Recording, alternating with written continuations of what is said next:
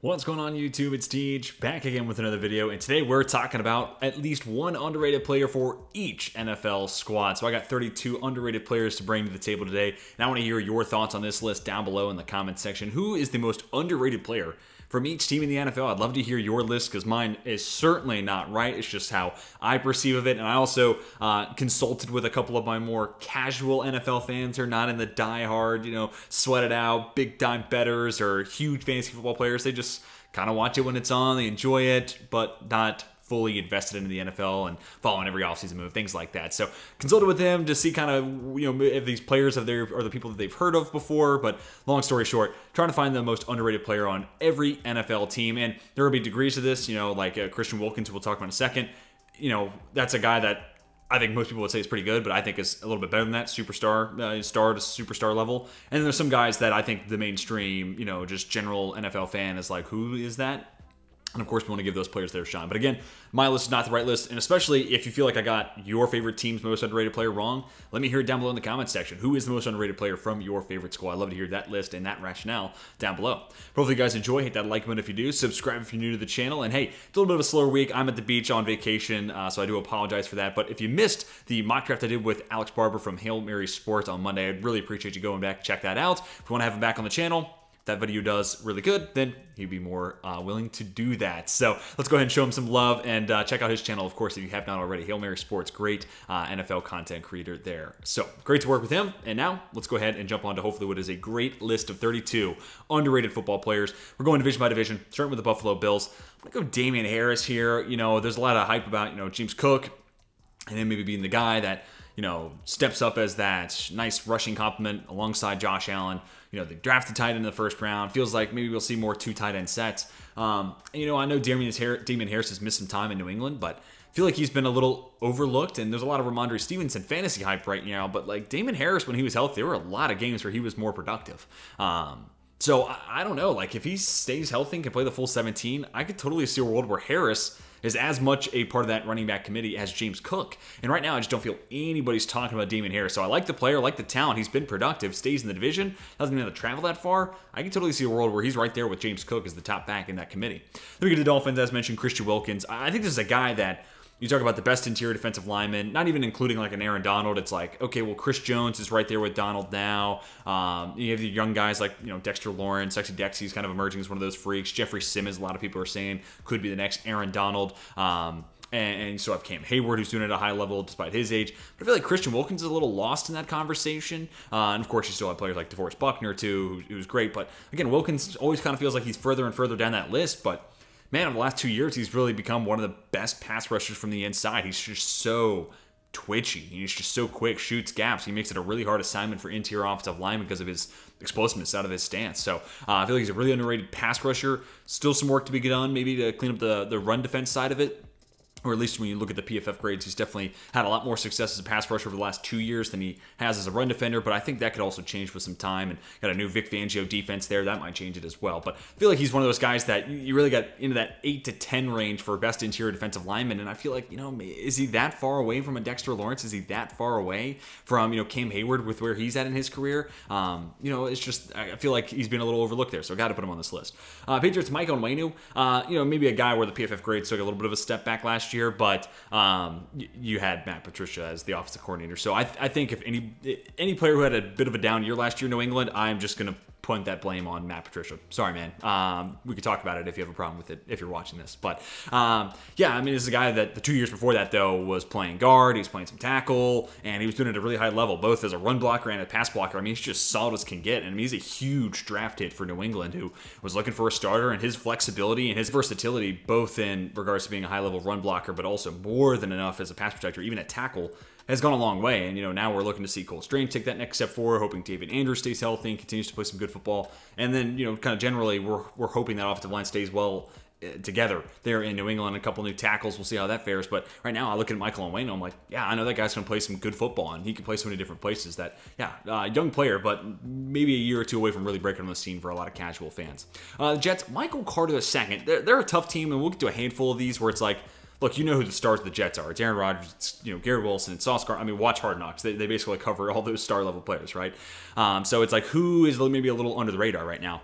Thought about Jordan Whitehead. He's another name I considered here. But I decided to go Michael Carter because you look at, year 1 to year 2 coverage grade boost, and it was a big step forward in the right direction. Part of that's Robert Saleh. Part of it's also like DJ Reed and Sauce Gardner, to me, were the best corner tandem in the league last year. So that certainly goes a long way to, keeping your slot clean. But I also think it's just him kind of getting up to speed at the NFL level and just being that much more competitive and being acclimated to that level of competition, the speed of the play, all that sort of stuff you hear in and around draft time. I think it's just kind of taking some time, and he's been able to carve out a nice starting spot for him. He's also a pretty solid, at least good enough run defender too, so you feel comfortable with him playing the slot. And yeah, when we're talking about a secondary that's headlined by Sauce Gardner, who some are saying is the best corner in football, and then DJ Reed, who is maybe the guy I should have had on this list too. If we're talking outside corners, Sauce gets a lot of love. Maybe DJ Reed is the most underrated Jet. But I feel like Michael Carter, like you start rattling off names of the Jets defense, unless you're really in the thick of it, Michael Carter II is not a name you're going to hear from a football fan, unless, again, they are a diehard. So I feel like he's really underrated, but all in all, that secondary entirely is really, really good. Michael Carter II deserves his flowers. All right, on to the AFC South. Shaq Mason. Texans are another tough one because it's like we have some young players, and we have some players who aren't very good who have been there for the last couple of years, right? Like, this is a team that's going through a rebuild. We're hoping Will Anderson is, a stud. We hope CJ Stroud works out. But from what we know right now, I'm not going to put rookies on here because how can you properly rate a rookie when they haven't played at a professional, regular season snap? So I'll go with Shaq Mason. I mean, this is a guy that, New England sent him to Tampa Bay for pennies on the dollar for a 5th rounder. I mean, that feels kind of underrated as is. Then he goes to Houston for, again, pennies on the dollar. They work out a 3-year extension, and I feel like a modest deal for a consistently solid offensive lineman who, again, can do it in pass protection as well as a run blocker. Now, he's much more of a gap scheme. We know what he's going to kind of fit into versus Michael Onwenu. I feel like good enough athlete. You can kind of be flexible with his scheme as well, but Shaq Mason's gonna, he's gonna be a gap scheme, type of offensive lineman. I mean, this is what New England did for so long before, the Matt Patricia experiment. And even in Tampa Bay, he was more than reliable. Even last year, where the Bucs had a little bit of a down year, Ryan Jensen misses so much time. They got a hole at the other guard spot. Shaq Mason still, all in all, had a pretty solid season. So I think it's a really big addition there for Houston. It's not flashy, not going to steal any headlines, but adding another solid, consistent veteran starter there at guard goes a long way to helping out a CJ Stroud in his rookie season. So really underrated player, and I really love that addition this offseason from Houston. Colts, I'll go Bernhard Raimann. This is, he's been in just about every one of my second-year breakout candidate for every team. So is he underrated or is he just a young player? Yeah, he's probably just on the young player side. But another team where it's like, look, maybe you could say Michael Pittman's underrated. I don't know. I feel like he's pretty properly rated. In the eyes of Jim Irsay, maybe you could say Jonathan Taylor's underrated. Maybe there's an argument to be made there. And then you get to the linebackers, thought about Zaire Franklin. Maybe I thought about an EJ Speed, but really just haven't seen enough great play out of them to really buy into it. Versus Bernhard Raimann, yeah, it's one season, but you could see the pass protection numbers year long are pretty solid, especially, well, maybe not all year long, post week 4. He had a couple of rocky games, week 3, week 4 in pass protection. But after that, he was rock solid. And he got better and better as the year went on. And the run blocking side of it, and he's a really good athlete, so I don't really have any concerns about his game there. So I'm thinking the last half of last year is going to be the Bernhard Raimann we see this year. So this is half a breakout candidate, half an underrated name, but I just go back to draft season where so many people were saying the Colts should consider taking a tackle, and I'm like, man, just give this guy some time. So because of that, I kind of felt like maybe underrated is a fair enough way to describe that. Jags, I'll go Darius Williams. Kind of another thing where I'm looking back at what people were talking about. What are the Jags' needs around draft time?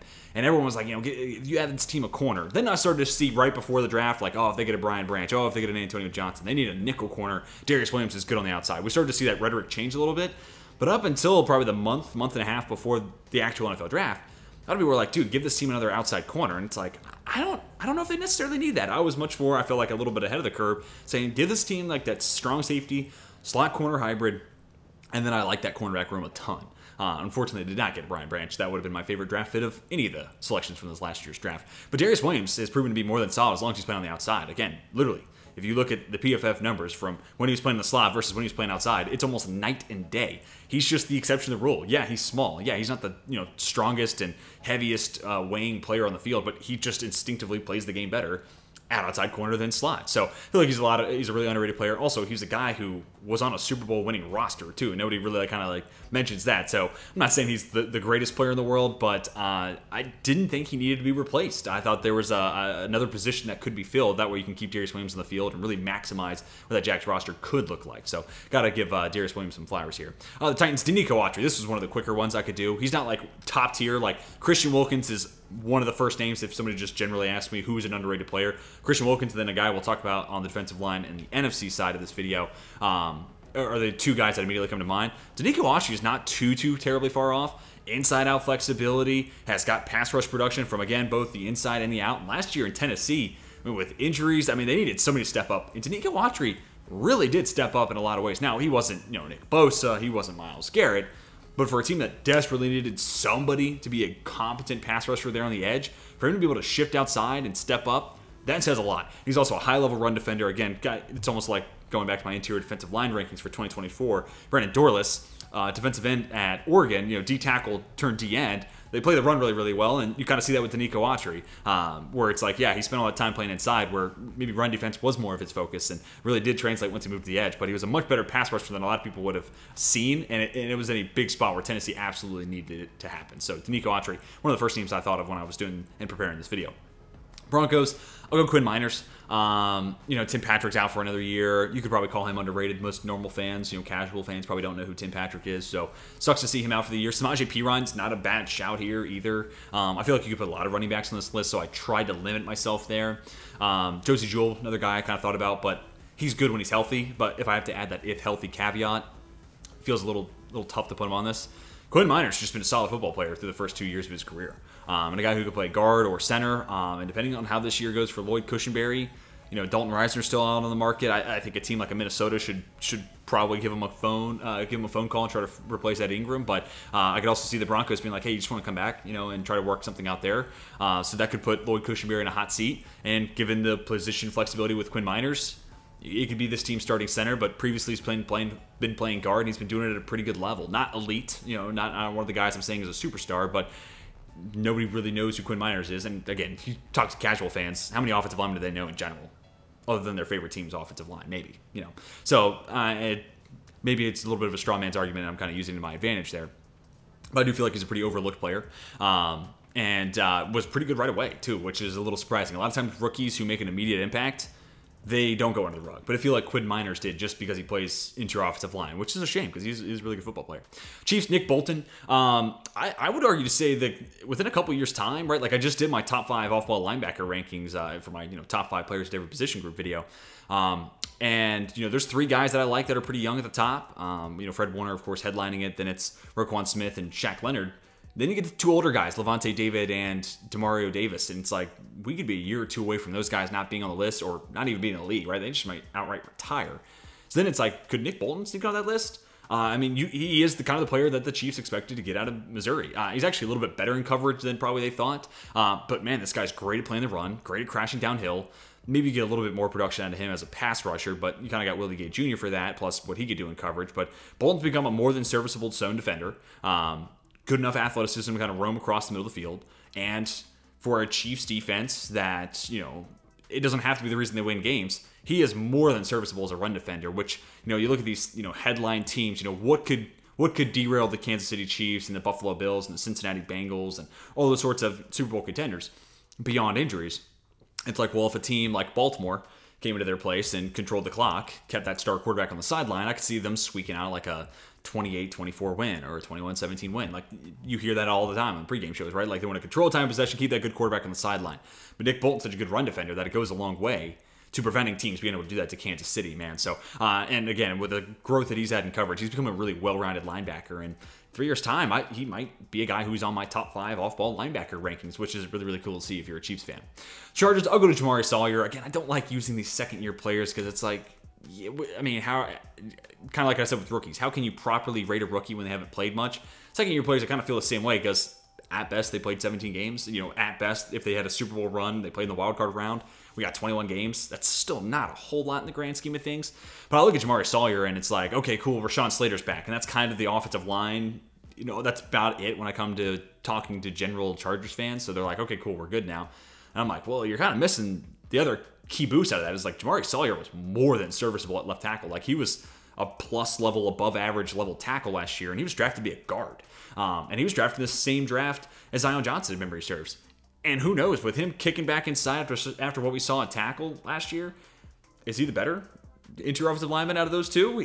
Who knows? In a couple years' time, we may be looking at that, which I still think Zion Johnson's going to be good. It's not like I'm calling him a bust. You just might have a situation where it's like, hey, you got one guy on day 1, you got one guy on day 3, and they ended up being your, guard tandems for the next 10 years. Like, that would be awesome if you're a Chargers fan. Or the other alternative here is we saw him look pretty good at left tackle. If Trey Pipkin starts to struggle, could we move Salyer over to right tackle? So the fact that we can have these infinite what-ifs about where he could end up playing this year bodes really well for why he's on this list in my eyes. And again, a lot of the talk is like, okay, Rashawn Slater's back, Chargers offensive line's going to be good. And it's like, well, yes, that's true, but also you get to kick Salyer into a guard spot where he might be better, or he might be an upgrade over Trey Pipkins at right tackle, and that's really where we get to see the completion of that offensive line. It's a weak link spot on a roster, and Trey Pipkins could easily be that weak link. Or you get that much stronger on the inside with Salyer playing guard. So had to put him on here. Also, Chargers are one of those teams where we know their strengths. Justin Herbert's a stud. Keenan Allen's really good. Mike Williams, Austin Eckler, free. Joey Bosa when healthy. Khalil Mack, when they're healthy, they're great.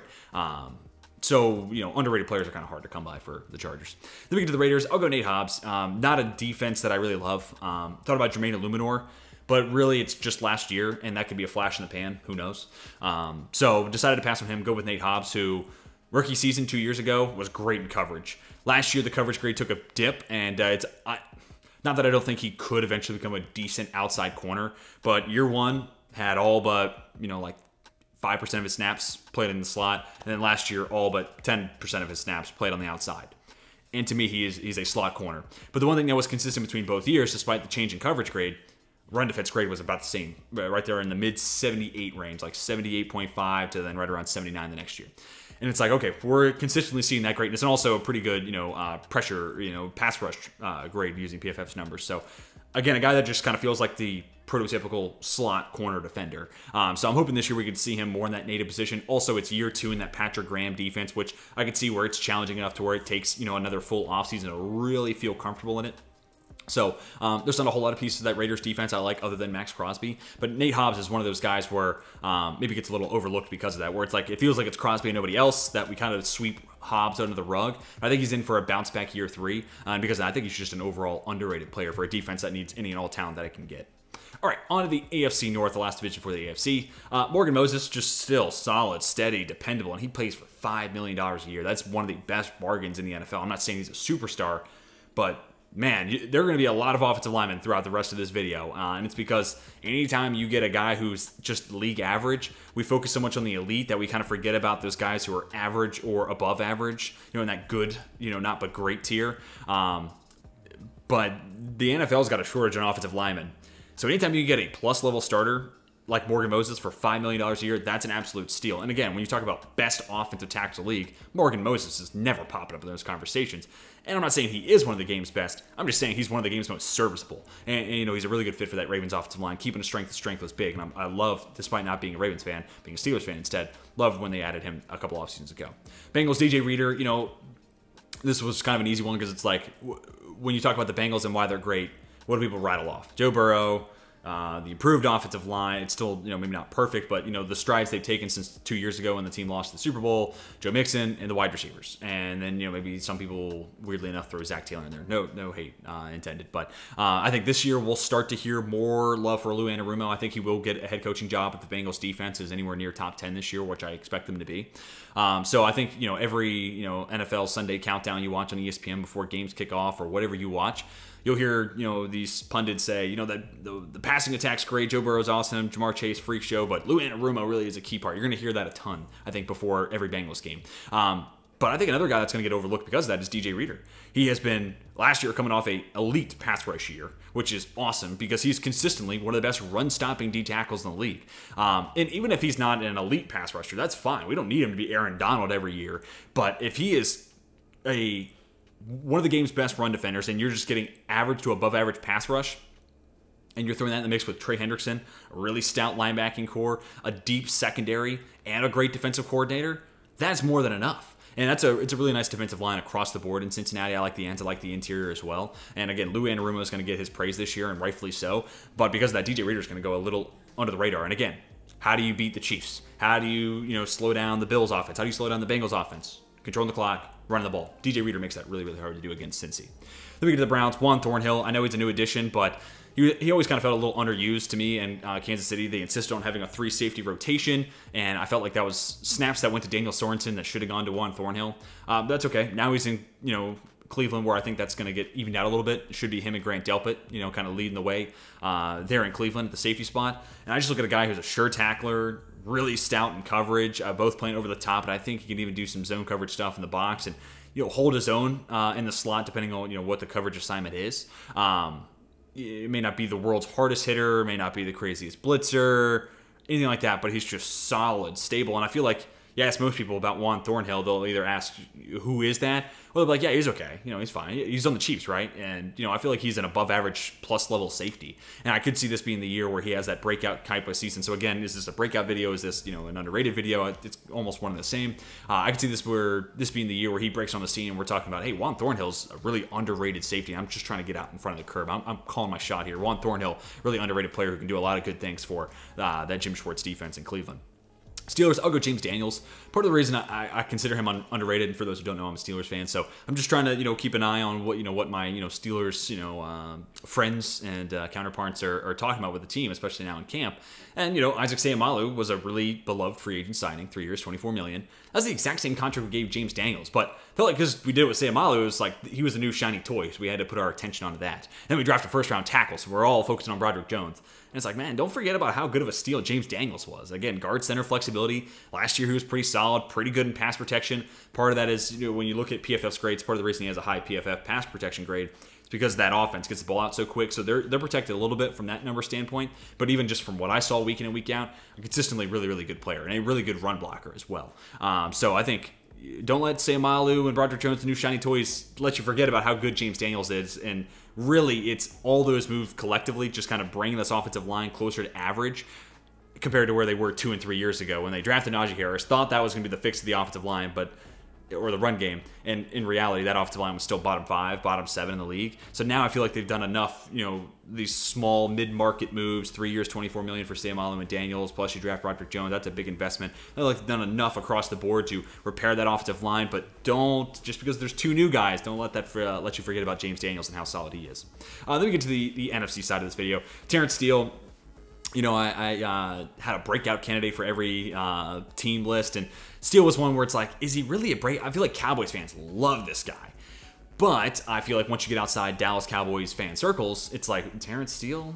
I feel like I don't know that name, and that was kind of the case I was running into. Now, I am on the East Coast. Maybe it's a little different in the Midwest or in the Central Time Zone or out West in general. Who knows? Where you live definitely plays a factor in who people know about. But I could definitely see this being the year where he's healthy and the Cowboys' offensive line is one of the biggest strengths of the roster. They're a really good team, maybe competing for an NFC championship spot, looking like they may be able to take the NFC East away from Philadelphia. If all that kind of comes to fruition, and that offensive line is a huge reason why, I think then your kind of more mainstream general NFL audience will be like, hey, Terrence Steele is, him and Tyler Smith, that's the future of that Dallas offensive line. Those are some really solid players, and people will eventually start to catch on. So I think this is the year where Steele kind of goes from a beloved Cowboys, like people in the Cowboys circle love him, to where it's like across the board, generally people say, hey, that's one of the better tackles in the league, and he's a great fit there in Dallas, and he's a big reason that strength is a strength, and it's a big reason why that strength has this team playing as well as they do. So hopefully that all makes sense. Then we get to the Giants. Adoree Jackson, again, I don't hear a whole lot of people talking about him, but I don't know how much I'm really seeking that out. But he was a guy that his first 2 years in Tennessee, it felt like everybody loved Adoree Jackson. Everybody was like, Adoree Jackson's a stud, like size, athleticism, sticky, and man, you're like, he's everything you want in a young corner. He's going to be one of the next great ones. Then you start to get some injuries, a couple of down seasons in Tennessee. Then he goes off to New York and kind of forgotten about. But last year was a really solid season. And you got to think about how important of a role he plays in a Wink Martindale defense. And, last year, to me, it was Adoree Jackson, and they were just kind of finding anybody who could be a potential outside corner. Adoree Jackson was solid last year in a defense that it's really hard to be a solid cornerback in. So that really stood out to me. And, of course, health is going to continue to be an issue. But if he plays another full 17, I think he gets right back into the mix where it's like, hey, don't let Adoree Jackson slip your mind as one of the best young, mid-20s corners in the NFL, because I think if he doubles down on what he did last year, I think he deserves to be in that conversation. Eagles, I'll go Brandon Graham. I think this is a name that most people probably, if you're watching this, you're like, I know who Brandon Graham is. Yeah, for sure. Which odds are, if you're watching my channel, you're already a pretty big diehard football fan, so that's great. Thanks for being here. But, your general, fans or friends maybe who are just more casual, this is probably a name I feel confident they would know, just because he's been around the league so long, and he's kind of, for so much of his career, been in and around that, top 10 in sacks in a given season. He's always in and around that mix. But he's coming off a year where, PFF charted him with 14 sacks on about 500 snaps. Now, part of the reason he's so effective is because of the edge rotation in Philadelphia. He's always fresh. Anytime he's on the field, he's about as close to 100% as anybody on the turf will be. So that definitely gives him a competitive advantage. But he's still such a sound player, can win with power. And, for a couple drafts now, I've been saying, hey, the Eagles are going to probably draft that replacement. I thought George Karlaftis a couple years ago could have made some sense. A couple edge rushers this year's draft where I was like, I could see him being the power rusher to replace Brandon Graham. But it just hasn't happened. And it's because he continues to be productive. And on a small enough playing, size, he's not getting as much wear and tear. So he just continues to be a really solid player. And, I think in Philadelphia, Fletcher Cox has always kind of maybe overshadowed him a little bit. And now you got Jalen Carter there. I feel like he's still going to be a little overlooked when he's as productive as anybody on that defensive line. So therefore, he kind of fits perfectly in this underrated but kind of well-known weird mix and weird gray area. Commanders, Montez Sweat. This is the other player I was talking about earlier on where, Christian Wilkins, Montez Sweat. When people ask me who are some of the most underrated players in the league, those are the first two who come to mind. I don't know if they are the two most underrated, but they are the first two that immediately populate into my brain. And I think there's reasons for it. Christian Wilkins, it's like, well, Dexter Lawrence is around the same age. Jeffrey Simmons. He's just kind of in this group where there's a lot of good, young interior defensive linemen all kind of hitting their peak at the same time. And then for Montez Sweat, it's like, yeah, well, they have Chase Young, the guy they drafted over Justin Herbert. So, that's going to be the guy.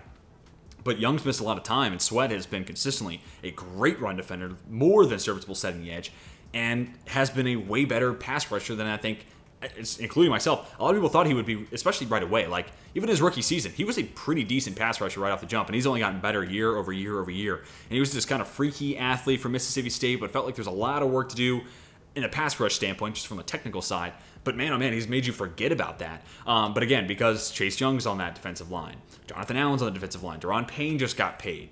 And, of course, Dan Snyder always kind of puts a cloud on that. A lot of people, when they talk about Washington, they want to talk about the Dan Snyder stuff. And hopefully we're now turning a new page on that and can kind of put all that behind us. But because of that, there's a lot of factors that make Montez Sweat really underrated and overlooked. And, yeah, that's why he's one of those guys that immediately comes to my mind. But honestly, if you were to ask me right now, and this is maybe a hot take, if I had to pay Sweat or Chase Young right now, I'm the Washington Commanders, I'm paying Montez Sweat. He's been on the field. He's been more readily available. And the production has been better. Not even just on a per play basis. I think he's just play by play been better, and he's been on the field more. So yeah, I'd pay Sweat over Chase Young. But maybe that's a hot take. Let me hear it down below if you're a Washington fan. All right, let's go on to the NFC South. Jake Matthews. Now we're gonna get to the point where we're, especially once we get to the NFC North, just a little bit of warning there. There's definitely a lot of the guys that kind of fit in this Jake Matthews kind of window where, because they're not great, nobody talks about them, or your casual fan doesn't know about them. Most casual fans will say, Zach Martin, really good player. But, I didn't put him down as the Panthers player. But Austin Corbett, who's Austin Corbett play for? They'd be like, who's that? Jake Matthews, I feel like kind of falls in that window. Maybe he's got a little bit more public, knowledge of his presence because he's, in the Matthews family. Of course, Clay Matthews was, a superstar, in Green Bay's run to the Super Bowl, and his dad, former NFL player. So maybe there's a little bit more knowledge about Jake Matthews than I'm giving credit, but he's in this, good but not great tier that feels really overlooked, and consistently a great pass protector there in Atlanta. And then last year, huge step up in his run blocking grades. And I feel like a lot of that is Arthur Smith. So it's great to see him in the second year that Arthur Smith blocking scheme really starting to kind of hit his stride. And I think in year 3 he can be even better. And if he's this high 70s, low 80s pass protection grade, but then takes another step forward and gets to the low 70s, high 70s, low 80s run blocking grade, we're talking about one of the more well-balanced tackles in the league. And nobody talks about Jake Matthews, so I had to put him on this list. Panthers, Vonn Bell, it's tough. Even when even when you can spot coach speak from a mile away, sometimes there's still a couple of coach speaks that kind of get to you.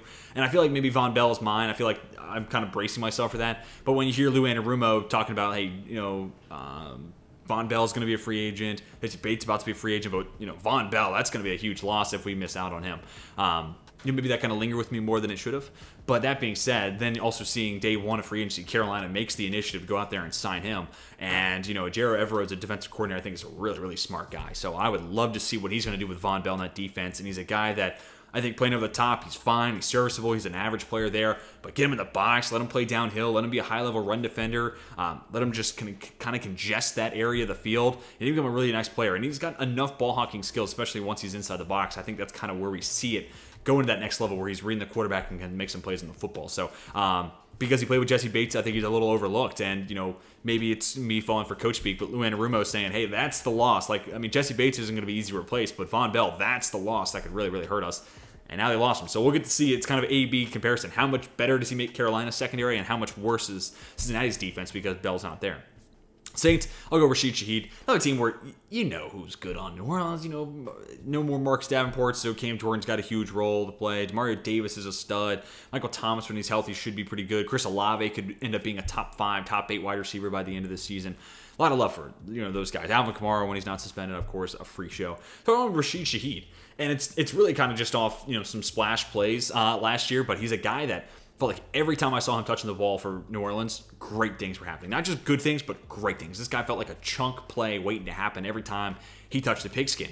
And I want to see him get more touches because of that. Now, that's not always going to be the case. Okay, he does good, so let's just give him the ball more and it'll just extrapolate over a bigger sample size. No, it'll get diluted. But I still think with more touches and a bigger role in this offense, especially in the event of a Michael Thomas injury, he could be that nice underneath yards after the catch complement, which is not really a part of Chris Olave's game. So if Michael Thomas has another year where he gets hurt, this could be a huge year for Rashid Shaheed being that complement to Chris Olave, and because of that, this could be the year where he kind of busts on the scene and becomes much more well-known in the public eye. But I know I'm going on a little bit of a limb here, but the Saints are one of the squads where who's elite, and finding those underrated players is a little tough, because to me, it's like they have really good players, and I like their starting roster across the board except for a few spots.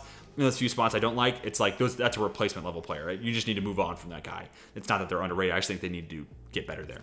Then we get to the Bucks. I'll go Jamel Dean. He's played 4 years in the league and never had a coverage grade below 75. I don't know if I need to say any more. Corner is such a position with so much variance. Year to year, you could be top 1 at your position. And the next year, still be pretty good, but be top 10.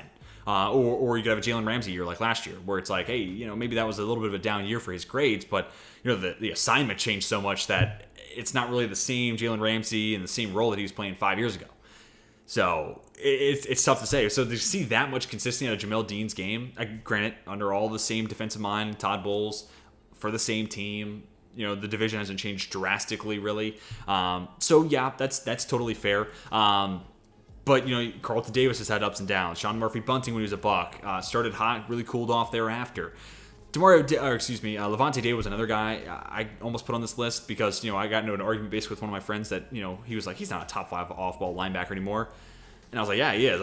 But that was more so a factor that there's not a whole lot of top-end elite off-ball linebackers in the league, so Levante David's still in and around the mix. But the fact that he's still in that top 5 conversation at this point in his career, I feel like not a lot of people are still keeping him there, but maybe I'm wrong there. But I decided to go Jamel Dean. He's just so solid and consistent, and I had my fingers crossed the Steelers were going to sign on this offseason. It just didn't happen, so good on Tampa Bay. And even that contract he got, that's kind of my final selling point here. That was the contract that I thought he could have made a lot more money going elsewhere, so I think Tampa Bay got a really good value there with Dean and his extension this offseason.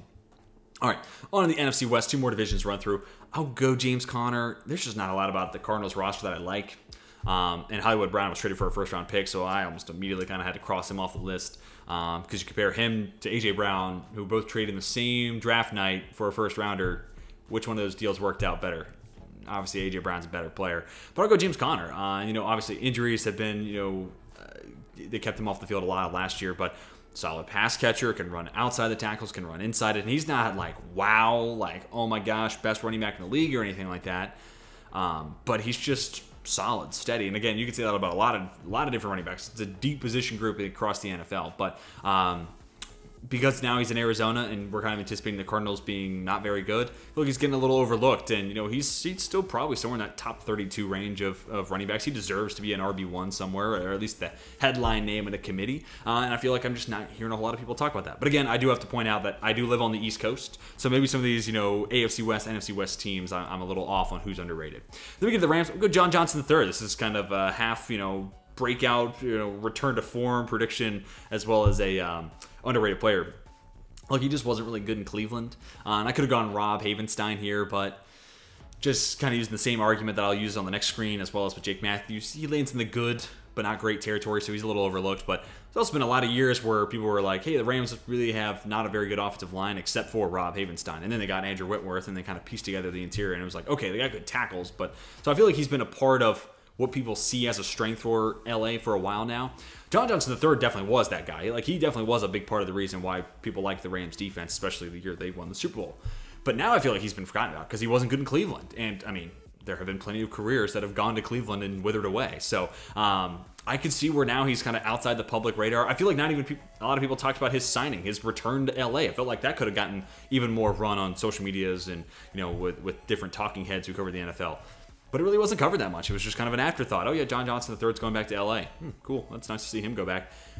But there are certain guys that just are a lot better in one location and playing in a certain defense. And we saw him play pretty well in that Raheem Morris defense, which he inherited and kind of kept continuity from the Brandon Staley defense before him.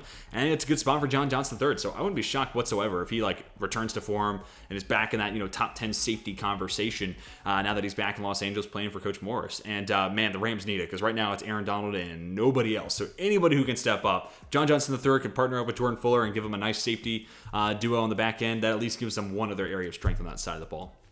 49ers, I got to go Charvarius Ward. I was between Dre Greenlaw, because he's obviously overlooked because he plays next to the best off-ball linebacker in football, and Fred Warner. But Dre Greenlaw, a stud.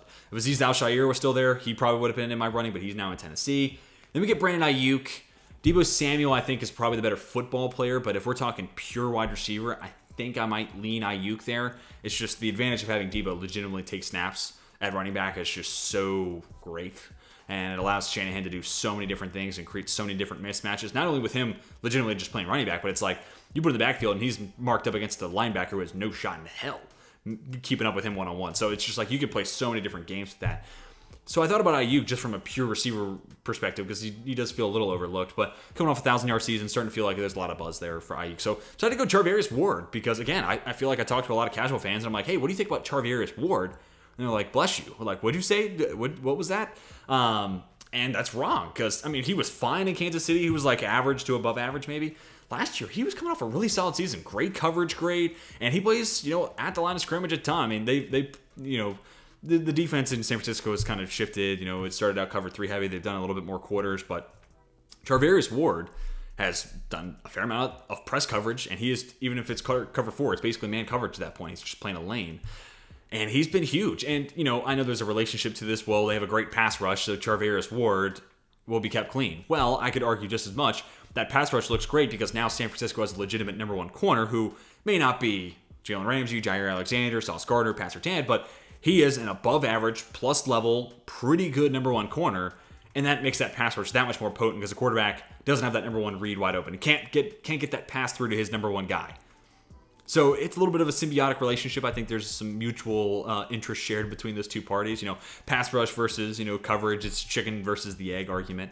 But yeah, I feel like Charvarius Ward's a guy that really not a whole lot of, you know, casual mainstream NFL fans know about. But I would say he's a huge reason why that defense goes. And that's a defense with how good their pass rush is. They really only need one guy, and Ward has been that guy, at least through last season. Then we get to the Seahawks, Quandre Diggs, a little overlooked for Jamal Adams because, again, just, you know, ask 100 random NFL fans on the street, name a safety for the Seahawks. I feel pretty confident that 85 to 90% of them would say, oh, Jamal Adams, and then move on with their day, and not Quandre Diggs.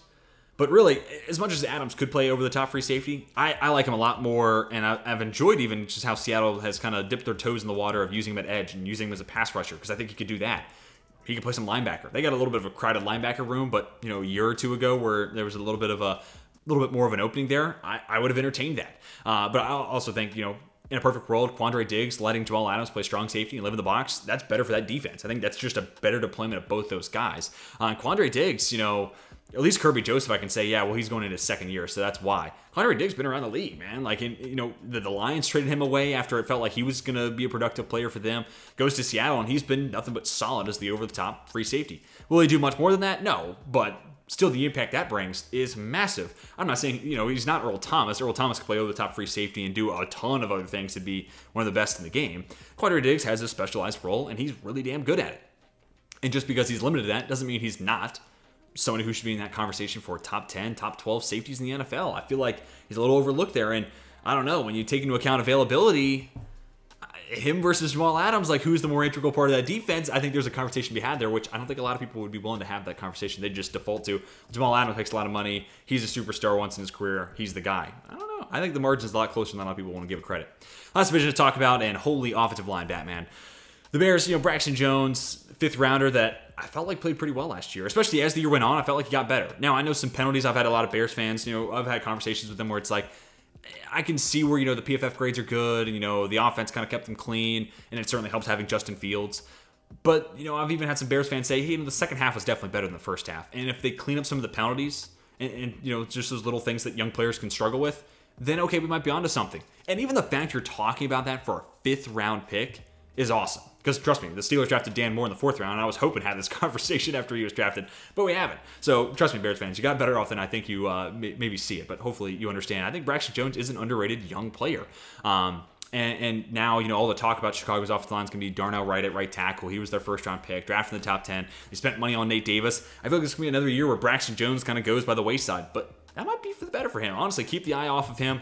Let him focus on him and his assignment across for him and make him just the best player possible. Let the headlines go elsewhere. Let all the, let everyone talk about Darnell Wright. That's fine. Just let Braxton Jones kind of build upon what he did last year, and then maybe everyone will catch on, and then we can kind of have his moment in the sun. Or in the spotlight, whatever phrase you use. The Lions. Taylor Decker kind of lives in this land of good but not great, so because of that, feels a little overlooked. Also, they have a former top 10 pick at offensive tackle on the other side, Penei Sewell, so a lot of the same arguments. I won't go too in-depth here. Sorry, Lions fans, to cut you short, but it's a lot of the same arguments you've already heard me made about other teams. He's just good, not great, so nobody really talks about him. Packers, Elgton Jenkins. I think a lot of people would say, yeah, Elgton Jenkins is a really good football player. Why is he underrated? But he's coming off a down year, so I feel like that talk has slowed down a little bit. Also, he's a guy that's just had to bounce around that offensive line. He's played left tackle, he's played left guard, he's played right tackle. I'm hoping this is a year where we get to see him in one solidified area, whether it's David Bakhtiari being healthy or it's Zach Tom filling in for him and then Josh Nijman on the other end. Like, whatever it is, I just hope that Elgton Jenkins finds one home, whether it's guard, right tackle, whatever, and gets to live in that spot for the entire season. Because then I think we'll get back to a spot where we're talking about, especially if it's left guard, where Elgton Jenkins, legitimately, if he's only playing left guard, I think is one of the best guards in the NFL. And I just did my top 5 players at each position. Like, if we were talking Elgton Jenkins 2 years ago, he would have easily been on that list. Partially because I would have baked in the fact that he can play multiple positions. But if he plays solely left guard this year, I think we get back to the spot where it's like, yeah, Elgton Jenkins is easily one of the 5 best guards in the NFL. Pretty comfortably. Because he's great in pass protection, more than enough athlete to get on the move. I don't know how he was a 2nd rounder, to be honest with you, because again, position flexibility feels like something the NFL covets a ton now, so how did he fall outside of the top 32? I don't know. But, yeah, just because he's coming off a little bit of a down year, I feel like he's a little underrated right now. And then the Vikings, Brian O'Neill, same thing I kind of talked about with Taylor Decker, Jake Matthews, and a couple of the other offensive linemen on this video. O'Neill's one of the more established guys. So, like Elgton Jenkins and Michael Onwenu, it's like the position flexibility is great. They played some really good ball. And I feel like once they find a home, they'll start to work themselves into a conversation where it's like, hey, this guy's really, really good. Braxton Jones maybe could be the same thing just at left tackle. Decker, Matthews, and Neal, where it's like they're probably off the tackle somewhere between 11 and, 18. They're solid, serviceable. But, again, in a time in the NFL where, there's a lot of teams' second-string offensive line that we have to watch in preseason, and it's a privilege. And I mean that sarcastically through all layers of seriousness. It can be rough to watch some of these backups. That's because the NFL, just as a whole, has an offensive line shortage. That's what also makes the AAF hard to watch, the USFL hard to watch, the XFL hard to watch, because there's just not enough talent really in that position pool. So the fact that you're talking about these guys as stable, solid, consistent, that shouldn't be overlooked, because don't take that for granted. There are plenty of teams who would take solid, steady, consistent, middle-of-the-pack tackle play. And that's why it's like, hey, Donovan Smith's going to the Chiefs. What a nice signing. He was an honorable mention for Kansas City, because it's like, paying that guy an average tackle $9 million a year is not as bad of a deal as you may think. And Brian O'Neill, part of the reason I almost didn't go here was it felt like for a while there, Minnesota, every offensive line conversation you had about them was, well, they're bad except for Brian O'Neill. So he did get a little bit of love there, but it felt a little dirtier, right? It's like, well, they suck except for the one guy who doesn't totally suck. And I feel like Brian O'Neill is actually pretty darn good. The honorable mention here for Minnesota is Cameron Bynum. The reason I decided to go with O'Neill is it wouldn't shock me if he made a Pro Bowl, or maybe even had such a great season where he was considered an All-Pro. Bynum, that's just not happening to me, which maybe I'm wrong. And if it happens, then I'm totally wrong here, and I'm going to regret making this decision. But I feel like I wouldn't be as surprised with O'Neill making a Pro Bowl. versus Bynum, it's just more so nobody knows who he is, really, because Harrison Smith's there, and he's just a solid, pretty good player. And I felt like Brian O'Neill, a little overlooked, but he's a plus level above average tackle and, you know, been really, really solid and consistent the last 3 years. But guys, that is going to do it for my video, giving you one underrated player on all 32 NFL squads. Let me hear your list down below, whether it's for your favorite team and you think, hey, you got the wrong guy, this guy's the most underrated guy on the roster.